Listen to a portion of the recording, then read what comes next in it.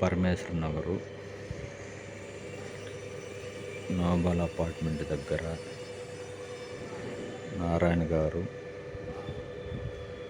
Children's park కొత్తది ready అవుతున్నది. తొందరలో ఓపెన్ చేస్తారు. బాగుంది చూడండి. పెయింటింగ్ గీటింగ్, పిల్లలు ఆడుకోవడానికి వస్తువులు, ఉయ్యాల జంపాల, జారుడు బండి, రంగుల రత్నం, కుర్ర బండ్లు, పెద్దలు కాసేపు కూర్చోడానికి కుర్చీలు, చుట్టూ వాకింగ్ చేయడానికి ప్లాట్ఫారం లాగా.